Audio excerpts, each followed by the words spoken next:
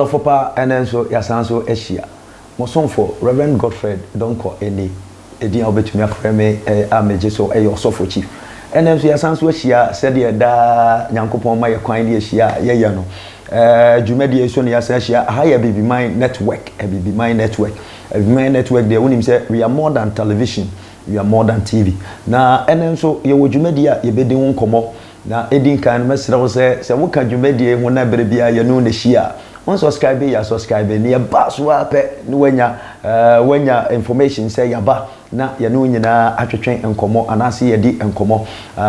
on share nso aya share wo comment bia ya fafa comment section ho mai wate na ye ne wo endi enkita ho anase ye toatoa adwene enti numbers na go screen so no betumi afa na wo ne nyina wo de comment aba afen so wo dwedie bi a wo pese ye bo ho dawro de ma wo wo betumi afa numbers no afre ye be bo ho dawro e de ama Baby Mind Network, we are more than television. And then so asem foforo aba ye be kan wansem said ye nim no asem bia ba social media ankofo bebre kan wansem ebi wo YouTube, ebi wo Facebook, ebi wo WhatsApp, ebi wo Twitter, Instagram na baby obefa bia abrante ba ko a owo UK abrochimemu na nansen washase ye tija egu mpanyimfo so wodi ahimfo atem no wodi president atem wotubika se moye mo Jimmy ene ade okan sem bebre nsem a wo kana ya anu oden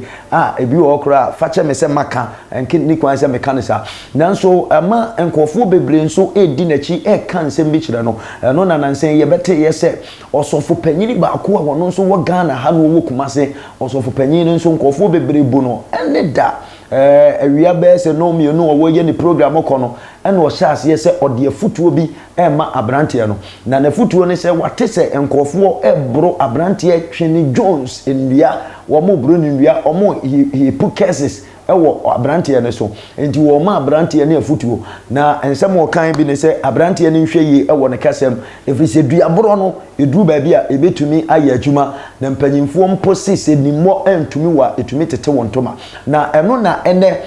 me pese me ne mabadwafo esi nkonya na yedi asemi ho nkomo na wo awutie me nso wunya asem ni bitie na wunya mu nkyeremu ye enti hwe me na metwa me ho kakra bi na me de mabadwafo abetenase ne yedi nkomo na menimo se yenmobo asem ni wie no behunu asem ne pomasi bere eyampa se no me ankofo do me Twini Jones no ebetumi aye adwuma na me ba ye be kan ho asem twen me metwa me ho abasisi a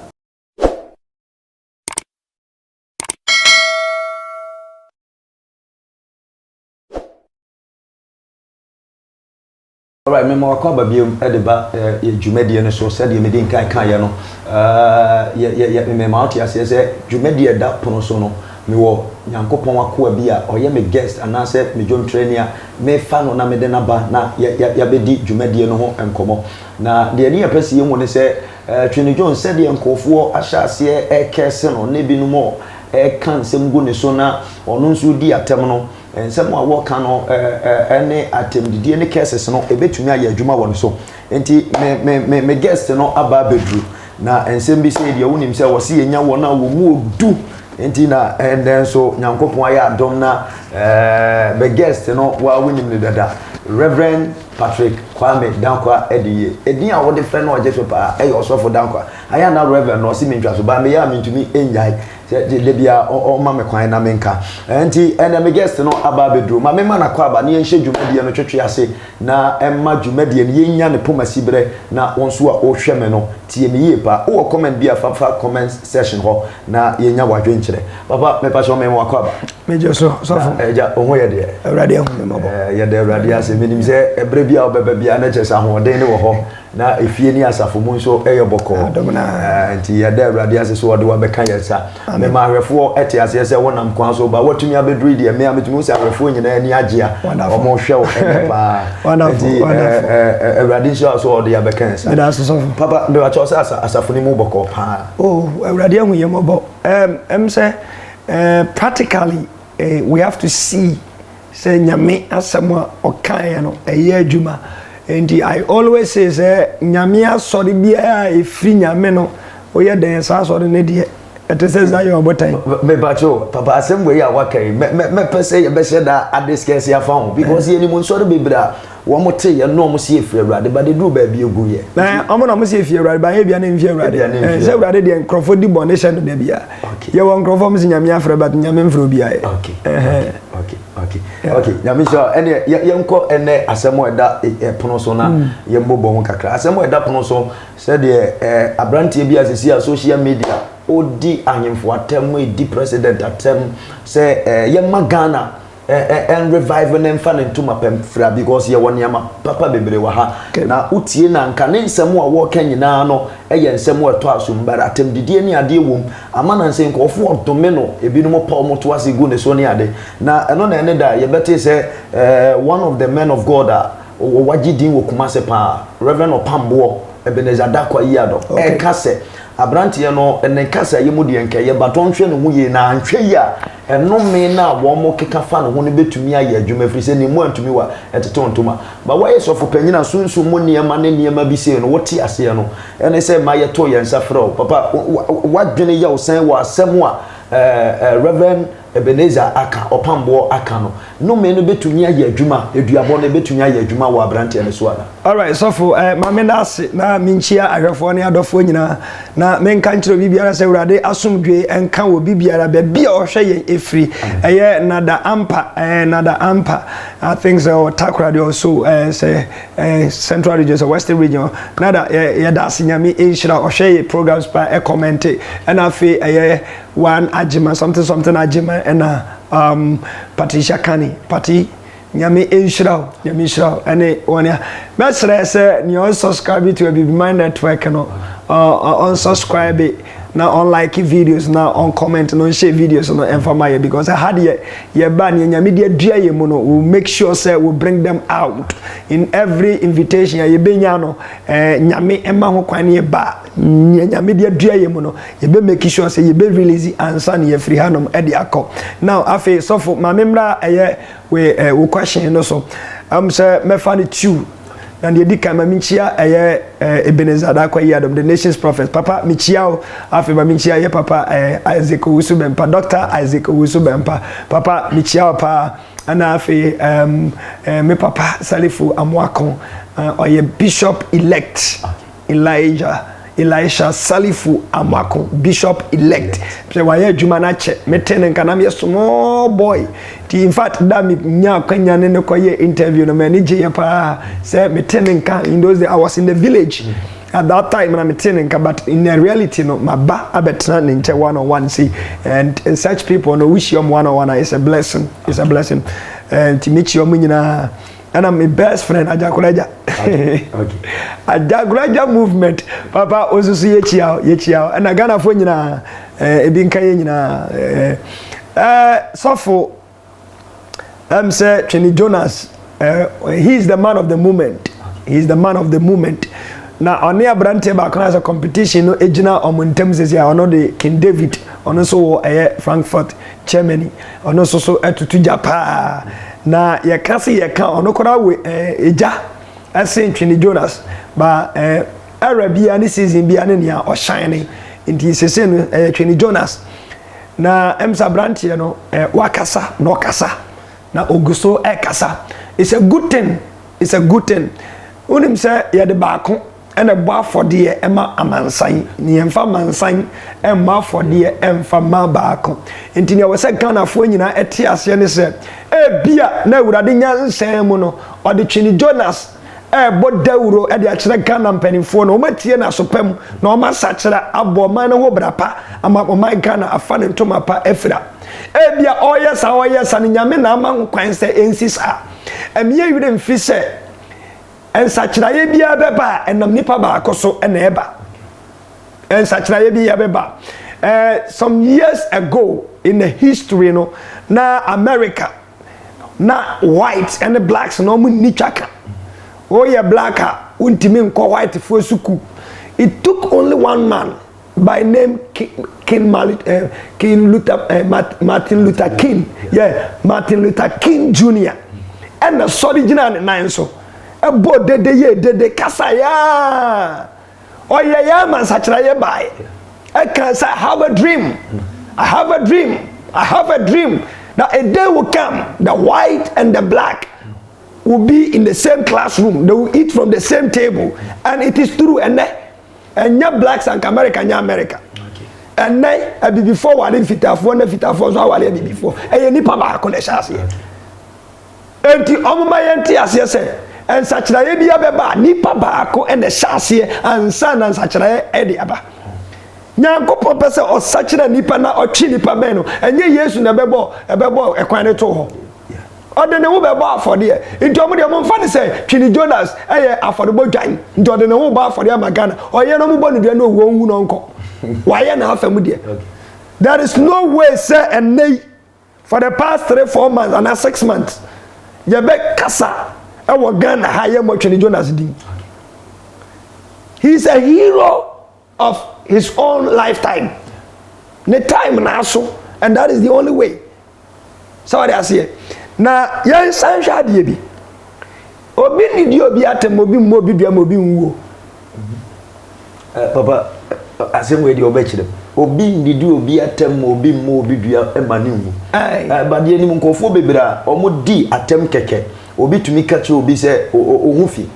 O ya aboa wagini. No kache nse twan na ubehu. Na enu achi no eduabo a wode ball no eye adwuma enti asem we de mepese obechire mu ne oka twen na obehu no ebe 40 no timi man eduabo ye adwuma na ebi nso ana wo mo nso mo yese na abaifo ane na me ka kire se obi ndidi obi atem obi mo obi dua eye twi obi ndidi obi atem ama obi mo obi dua okay wo se wa ye president ade na president na nkasa eka what's why na Asante hine ade na na Asante hine na nkasa eka se na na Asante hine so the fashion up ni nkosia se abranti asem ya wa ka kire minti bosoma asumasi ni nsu ansumasi enkun ensew enye we say dia right from the source ono atem didie ni kotia no na wa firi ne yawo mu bodia bibi betumi asi na se medidi watem na wunua bi gina nchen se mayawo nti ono no kobo mi dua ono twaka me na da me ni papa asem o kan na etwi ka se mu odu pa o obi mo mu ndidi obi atem obi mo obi dua obi mfiri achi no it won't work, it will never work, after mate wasi it will never work. Okay, it will never work. Nipa bia won the spirit ekura no and then the spirit move with him. So what I say it is oye made na ye me ja na me free makuma me krem me honhom sane waye me nti say na me the spirit attach that it will affect you. Okay, it will affect you. Na me wo ye made na me nka hwe e bi kura na me no ka asem ne kire me say Jimmy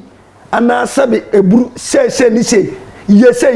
e bi atwe ma adwene e bi asi bibi so ntema me manya adwene foforo bi e wo mitrim into one way or the other wa correct me even though you insulted me but wa correct me sabe the Bible says okwase mpo e kana no tumu ye buni nyansani ena mpadi for so Jimmy for e kasa wi waso di na enta so be kasa be wi no nya nyansa semfua e de afiri na asem ni mo enti ba no ye kom na wutie in summer oka and in yama oka na utim say papa woman ye 95%. Okay, atem didie ye 5%. Okay, it is a penifometi no matie na supem no ma yi atem didie na sinchen no ma analyzing ya boy no eka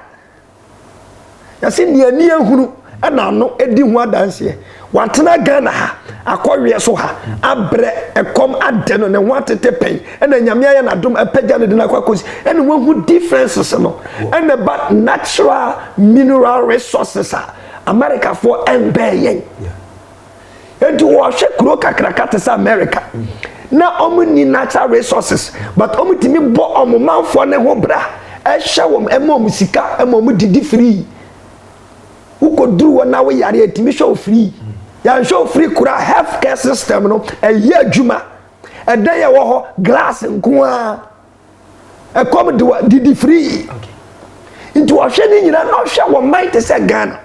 ketwa twotwopo a na hwe West Africa moto mu wo baabi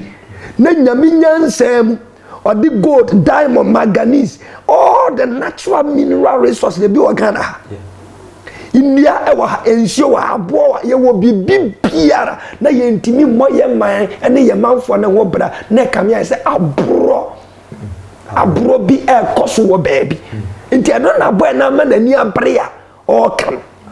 nti sakra ye beba e one person papa me pacho me ntwa wa no ba ma me bisa boy na ensema wo kan se de wo kan no e yade a eye ade da ho a wo se wo kan na me bisa se kwan a wo fa so kan no saa bom na wo so fa na na se wo anyusu saa kwan na empanimfo no ntie no enti no offer saa kwan no so for ye wo krodua im Ghana ha how many years near politicians aba akọ aka kira say ye besesa o man no ye be ye ni omo ba the same kwakwa na say story okay so what I say and you see patapa pieto ye de nuaden and ewro okay so what I say and kokosechi e kasa kire bo ni kirefo a ote ase a ote na bamubuom so what I say enti ye wo language bi a nipa bi ete ase obi a oye otutire ni obi a nasem heja no ye mfa gentle en kasa kire no manintie gi se watie no wantie na ontie enti that is why that spirit no abewura boy animo na Ghana for nim se Ghana for wudidi o matama no mate ne awoka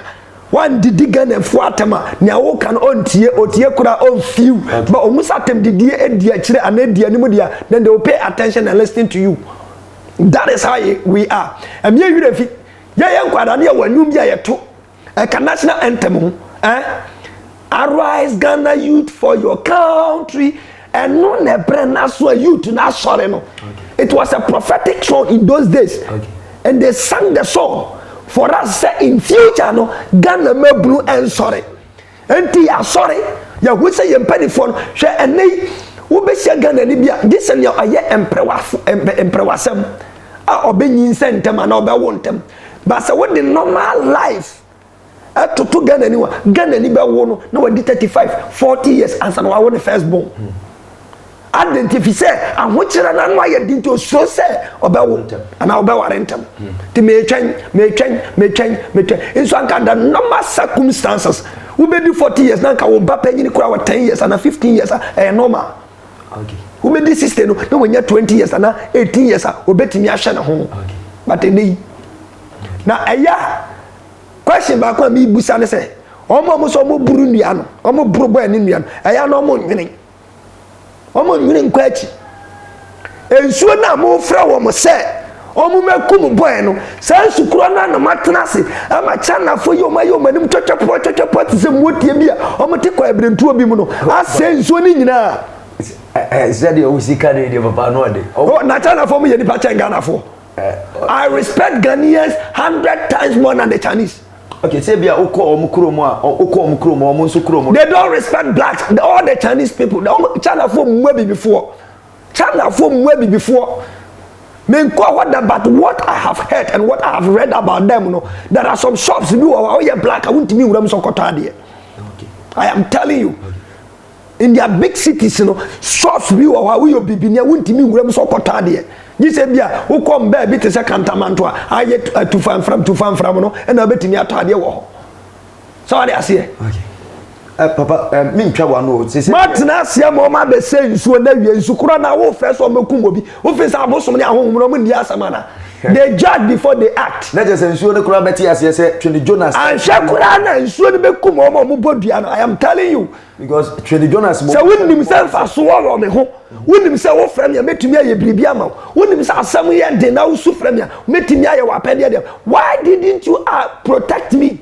Why didn't you look for my security? Why didn't you defend me? Now what's not see have a pollution so I say so no I'm a brem and ya call densu and ya call tano and ya call pra and ya call ya say so ni na